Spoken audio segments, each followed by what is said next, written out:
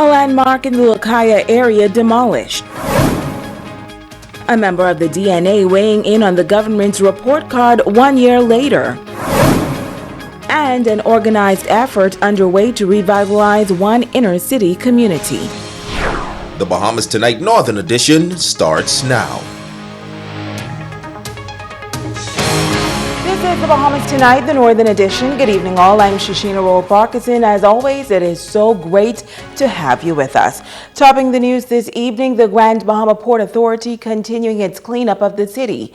The effort to remove dilapidated buildings reached a milestone today with the demolition of a landmark in the Lucaya area. Kimberly Mullings has our top story. Phase 1 of the Silver Sands Bahama Reef Yacht and Country Club is now underway. The building has been in a dilapidated state since 2004. Assistant City Manager with the Grand Bahama Port Authority, Renato Carioyu, says this has been a long time coming.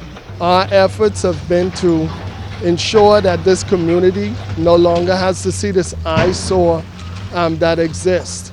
Silver Sands is in an area that is highly populated. It's in a tourist, commercial, and residential area.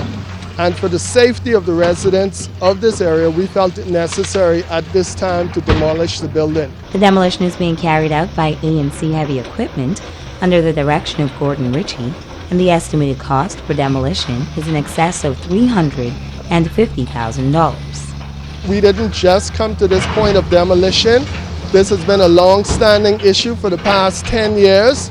The building department and environmental unit have worked diligently with the residents of Lucayan Beach and Bahama Reef to ensure that this unsafe building is rid or demolished. The adjacent buildings will be knocked down over the next 2 weeks. However, the entire process will take just over 2 months to complete, as they would have to make arrangements to have the associated debris separated and removed to be taken to the Pine Ridge landfill.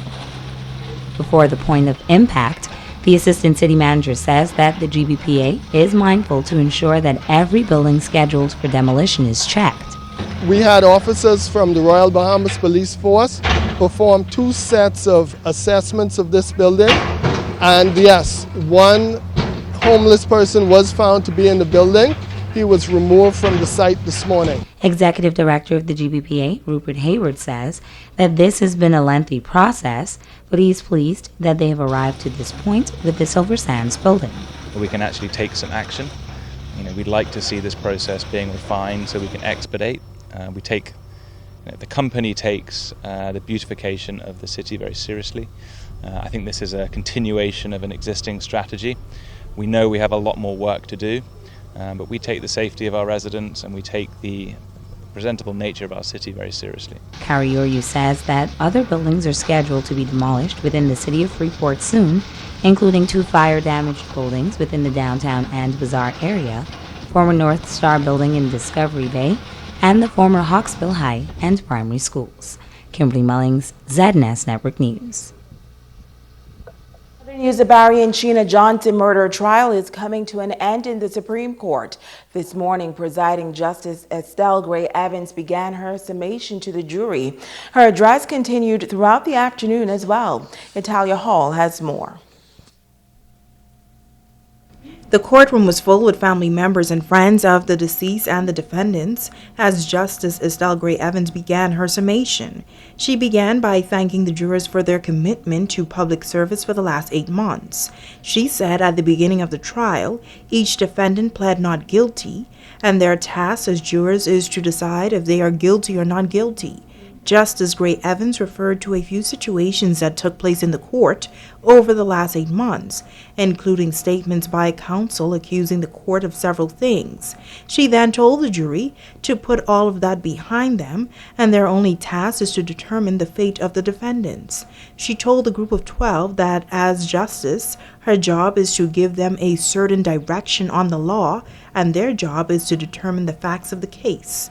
Justice Gray Evans told the jury that they've heard names like Lenwood Neely, Samiko Rigby, and others, but they must not concern themselves as to why those persons are not in the court. She told them that they must not let sympathy or prejudice get in the way of making a decision, and that they must be objective and clinical. She also went over the charges for each defendant. She says that they must all consider each count for each defendant separately, and that a motive is never an ingredient for any offense. She reminded them of the surveillance video that they watched that showed how Barry Johnson was killed outside of his home, adding that Dr. Mandy Pettikin was one of the witnesses, and she said that Barry Johnson died from one gunshot wound to the head, while Sheena Johnson died from multiple gunshot wounds, with one being in her head. Now, the prosecution presented some 26 witnesses in the trial, while the defense presented 3. During the morning session, Justice Gray Evans began to summarize some of the evidence presented by each witness. She also went over the testimonies given by Alan Alsame and Virgil Hall. Devon Hall, Kevin Dames, and Paul Belazaire are on trial for the murder of the couple back in September of 2015. Reporting for ZNS Network News, I'm Natalia Hall. Well, Justice Gray Evans is expected to continue her summation tomorrow before handing the case to the jury. Meantime, police needs your help in locating 22-year-old Jeffrey Simmons Jr., who is wanted by the Central Detective Unit for unlawful sexual intercourse.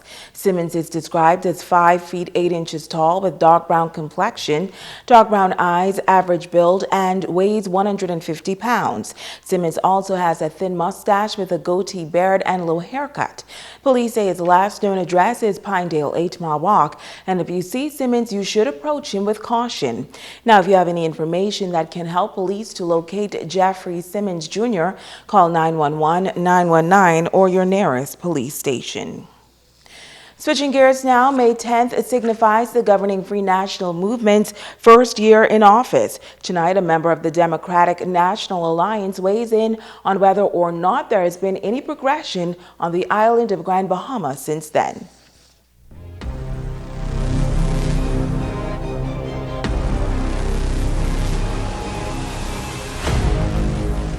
We are definitely in survival move. And if anybody tell you in Grand Bahama they're not in survival move, they're lying. Member of the Democratic National Alliance, Jillian Bartlett, says things are bad in Grand Bahama, and the new government seems to be making lots of promises and announcements of things that just can't seem to materialize. A year later, the election has passed, and now where are we? Okay, I've seen launches of having a tech hub here or something to that regards, and I've seen some talk towards it, but has it really materialized after a year for Grand Bahama? I don't see that. At least I've looked and observed the hotel that was supposed to be open. We had a hurricane, and where are we today? Is it open yet? We've been employing persons through the hotel chain. I haven't seen that yet. I mean, we have the Oban. Yes, it's going to take some time for that to materialize. I'm sure it's going to take way more than about 5 years. So in the meanwhile, again, Bahamians are waiting for something to do. She says more emphasis must be placed on the revitalization of this island. I think more investments, that's one. I think we have a lot of broken systems here that needs to be fixed. That's two. If we do have natural resources that can help our country, I think the government should really act on that. With the 5 representation that we have in Grand Bahama, why haven't we skyrocketed? And we have people on the ground who are ready to work with this government. Bartlett adds that the only way to move this island forward is through a collaborative effort. This new government has to pull its weight. It just cannot give us launches of promises of, this is going to happen, that's going to happen. They really got to get down to making it happen. And we are Bahamians in the society, no matter where or political side that we voted on, we're willing to help. That's what we're about. We're not about fighting this government to make sure they fail, because that would be absolutely ridiculous. Because if they fail, we all fail. It doesn't matter what part of your political divide. Stay with us. The Bahamas Tonight, the Northern Edition, continues right after this.